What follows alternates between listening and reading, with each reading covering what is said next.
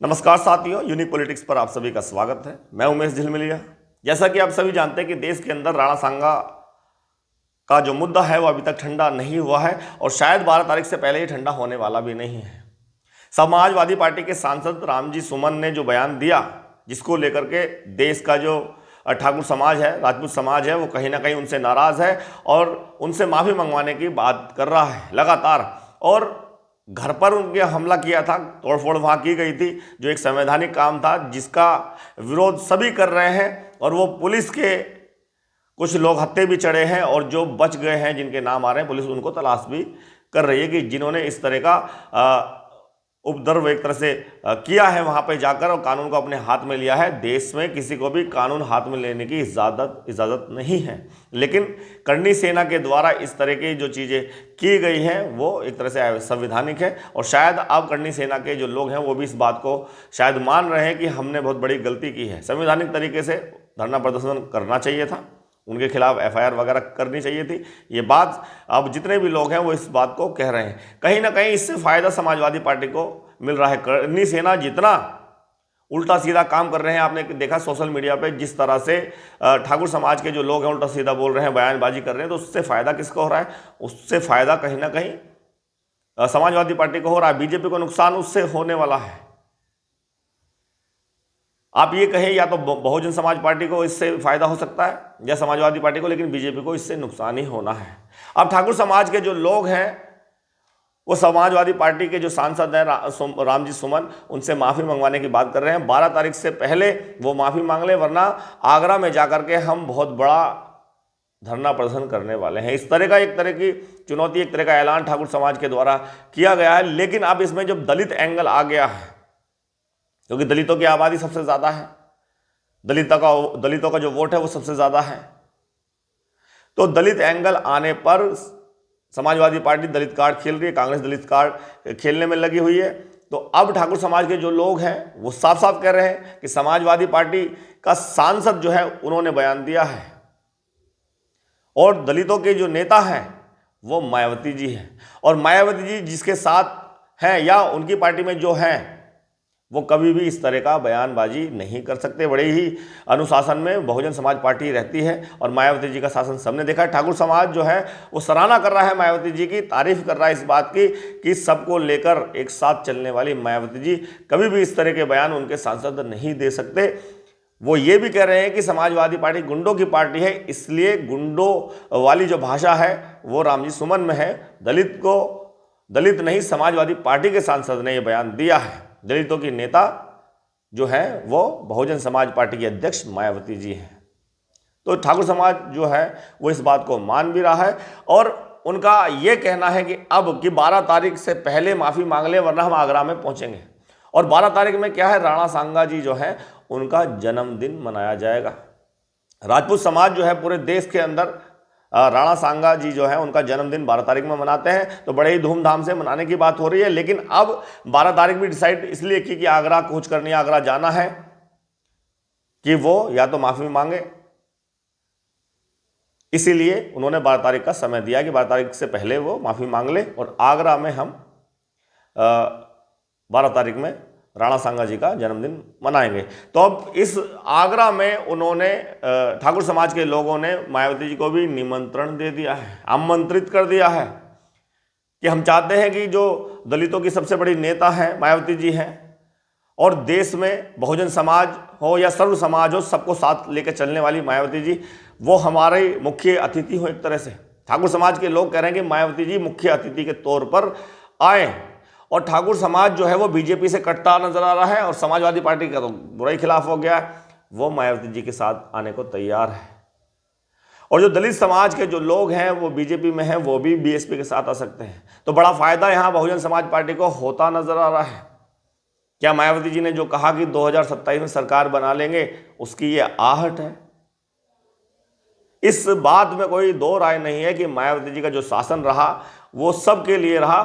पहले कोई भी नारा रहा हो बीएसपी का, बहुजन हिताय बहुजन सुखाय, लेकिन जब बहुजन समाज पार्टी की सत्ता आई तो सबके लिए काम किया, तो सर्वजन हिताय सर्वजन सुखाय की बात की। और उसका कारण भी है कि सर्वजन हिताय सर्वजन सुखाय का जो नारा मायावती जी ने दिया है, बसपा ने दिया है, उसका मेन कारण यह है कि संविधान जो है वो सर्वजन हिताय सर्वजन सुखाय की बात करता है। इसीलिए मायावती जी भी सर्वजन हिताय सर्वजन सुखाय की बात करेंगी, क्योंकि वो संविधान को मानती है, संविधान पे ही चलती है। तो इसीलिए तो लोग कह रहे हैं कि अगर रामजी सुमन समाजवादी पार्टी में ना होकर के बहुजन समाज पार्टी में होते, उनके सांसद होते, तो कभी इस तरह का बयान उनका आ नहीं सकता था। चाहे इतिहास के पन्ने में ये बात सही थी या गलत थी, इस पर तो बड़े बड़े इतिहासकार अपनी बात करें। एनसीईआरटी की जो बुक है वो कहती है थी, बाबरनामा कहता है थी, या कुछ कहते हैं कि नहीं था ऐसा, कि राणा सांगा जी जो है उन्होंने बाबर को नहीं बुलाया। तो अब बुलाया था या नहीं बुलाया था, लेकिन एक बड़ा तबका, एक बड़ा समाज अगर किसी को अपना हीरो मानता है तो उस हीरो के बारे में इस तरह का शब्द नहीं बोला जा सकता जिससे उनको ठेस पहुंचे। ये बहुजन समाज पार्टी की खूबसूरती है। मायावती जी अनुशासन में रखती है अपनी पार्टी को भी, अपने कार्यकर्ता को भी, अपने पदाधिकारियों को भी। तो लोग कह रहे हैं कि अगर बहुजन समाज पार्टी में रामजी सुमन होते और दलित की बात हो रही तो दलितों के नेता मायावती जी हैं, तो फिर इस तरह की बयानबाजी हो ही नहीं सकती थी। चलिए, ठाकुर समाज जो है मायावती जी को आमंत्रित कर रहा है, उनको बुलाने की बात कर रहा है। 12 तारीख में राणा सांगा जी जो उनका जन्मदिन है उसको साथ में मनाने की बात कर रहे हैं, और मुख्य अतिथि के तौर पे मायावती जी को वो बुलाना चाहते हैं। इसके राजनीतिक बहुत सारे फायदे और नुकसान हो सकते हैं। किसी को फायदा हो सकता है, किसी को नुकसान हो सकता है। बहुत सारे मायने इसके निकल सकते हैं कि मायावती जी को बुलाया क्यों जा रहा है, और मैं भी समझता हूं, आप भी समझते हैं कि मायावती जी को बुलाने का कारण क्या है।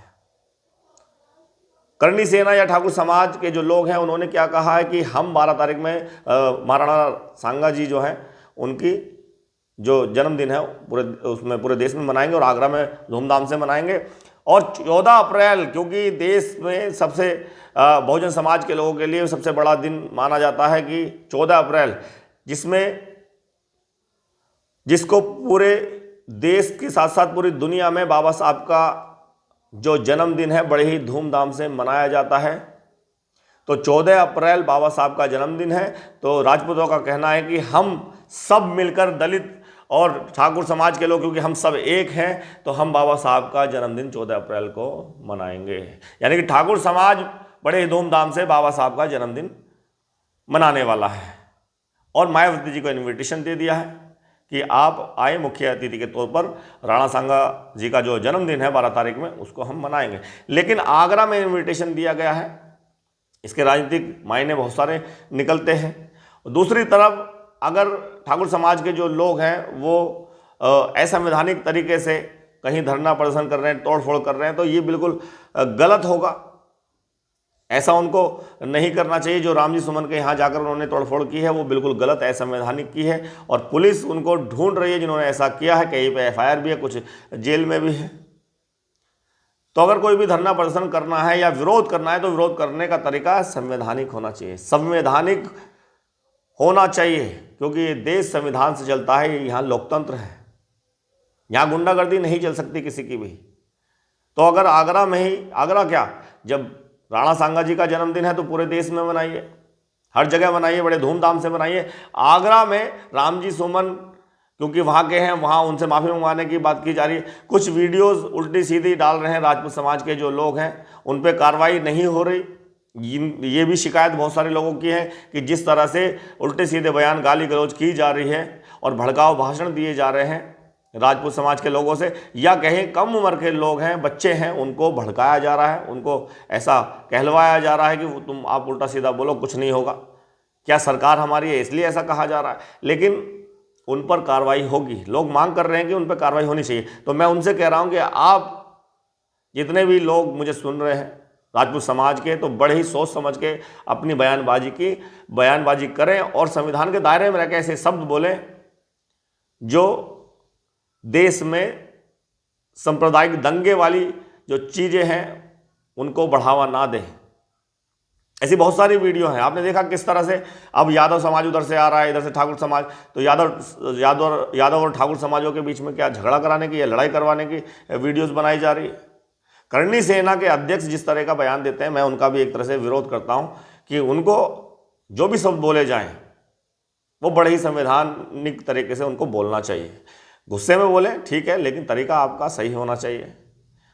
कोई कह रहा है कि भाई जुबान काट ली जाएगी, पैसा दे दिया जाएगा, बड़े ही गलत बोल जो बोले जा रहे हैं, ये इस देश में नहीं चलेंगे। गुंडागर्दी वाली बातें, अखिलेश यादव का गुंडा अगर राजपूत समाज कह रहा है तो फिर गुंडे जैसी बातें आप क्यों कर रहे हैं?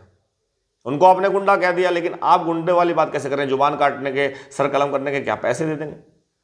इस तरह की बयानबाजी बिल्कुल भी स्वीकार नहीं की जाती इस देश में। ये संविधान से देश चलता है, लोकतंत्र से चलता है, और हमेशा कोई सरकार नहीं रहती, अल्टी पल्टी होती रहती है, लेकिन भाईचारा हमेशा रहना चाहिए, बना रहना चाहिए।